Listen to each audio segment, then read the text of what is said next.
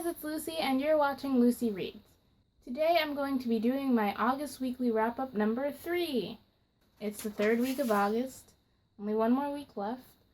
I go back to school this Friday. Isn't that crazy? Anyway, I just wanted to share.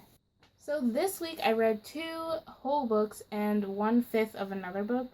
So I read less than last week and less than the week before, but it's okay. I don't mind. As long as I'm reading, that's all that matters, right? Right?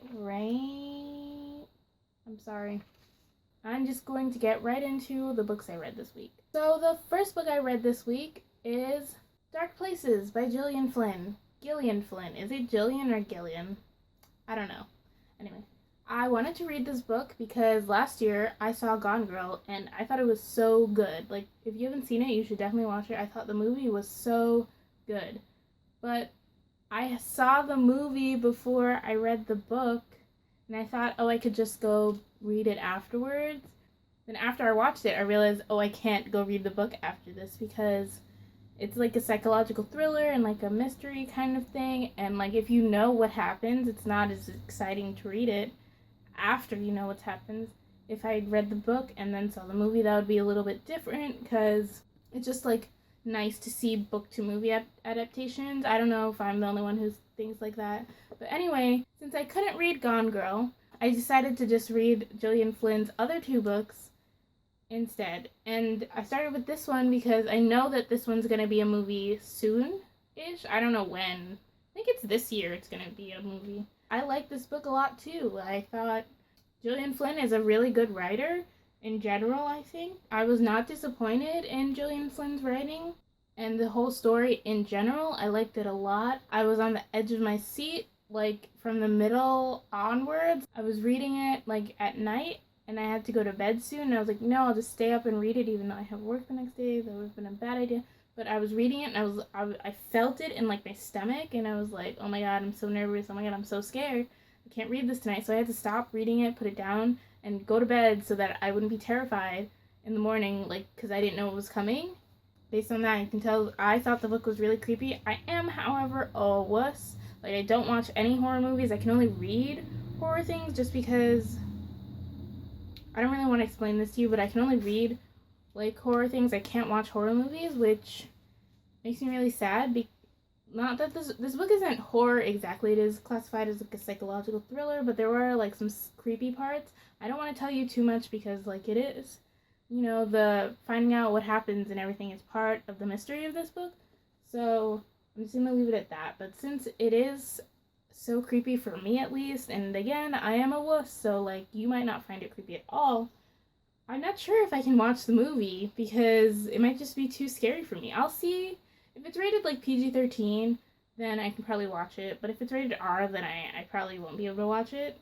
I gave this book 4 stars. I didn't give it 5 stars, even though I enjoyed it a lot, just because I thought the ending was a little bit weak. I thought it could have been better, but I still liked it. I liked the whole reading journey. I really recommend this book, and I'm going to read the other one, which is Sharp Knives, Sharp Places, Sharp Cuts. Sharp Objects. I'm going to read Sharp Objects not next, but I'm going to read it soon because I really like Gillian Flynn, apparently. The second book I read this week was The Future of Us by Jay Asher and Caroline Mackler. Caroline Mackler. I picked this up because I had just finished Dark Places and I wanted something light and fluffy because Dark Places is heavy and not fluffy. And I thought this would be the perfect book. This book was just okay. It just felt like a regular contemporary. There wasn't anything like spectacular about it or just extra good. This book is about 2 teens who live in the 90s, specifically 1996, and one of the teens gets AOL for the first time because, 90s. And when she logs in, she finds that she's able to also log into Facebook. And they're like, what the heckity is this? Because in 1996, Facebook was not invented. So they're looking through Facebook and they realize they can see into their futures and anyone else who has a Facebook page in 2011 futures. And it's just about them learning about their futures, trying to like deal with their futures, I guess. I don't know how to explain it. And I thought the premise was really interesting, which is where the extra half star was, but my execution was just okay. I didn't think the writing was particularly good. I like Josh better than Emma, but I thought they were both kind of annoying. I just thought Emma was extra annoying. That's all I really have to say. The book was just okay, wasn't spectacular. The last book I have, and the book that I am currently reading, is American Gods by Neil Gaiman. As I said when I talked about Good Omens in my Booktubeathon wrap-up, I'm trying to read more Neil Gaiman, and I did not realize how long this book was. It is more than 500 pages, because I also have the 10th anniversary edition that I got from the library, which is apparently 12,000 words longer than the regular edition, which I don't know how many pages 12,000 words is, but I feel like it's a lot. I'm on page 114, so I'm about a fifth of the way through. I started it yesterday. Today is Saturday, by the way, and hopefully I'm going to have this up by Monday.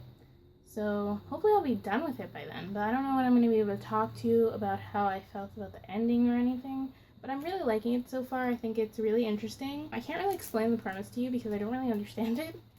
I mean, not that it's like complicated, I just think it's really interesting. It's about this guy named Shadow who has just come out of jail, and his wife and his best friend, right before he gets out of jail, are killed? No, they die. They die right before he comes out of jail. So he gets released from jail early, and he meets this guy called Wednesday who offers him a job, but Shadow doesn't know what the job is, and that's basically where I am right now. He's working for him, but he doesn't really know what he's doing, if that makes sense. But it's really interesting. There are little interspersements of other things that happen, that have happened.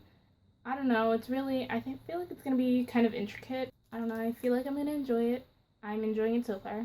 Hopefully, maybe I'll finish it this weekend. It is quite long, which I'm really angry about, because I didn't know it was that long. I should pay more attention to page counts, but it's whatever.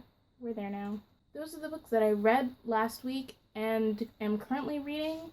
So thank you so much for watching. If you like this video, please be sure to give it a thumbs up. If you have opinions about the books that I just talked about, please let me know, because I would love to hear it from you. If you want to see me talk more about books, then please subscribe to my channel, because I make more videos where I continue to talk about books. Again, thank you so much for watching. I'll see you in my next video. Bye!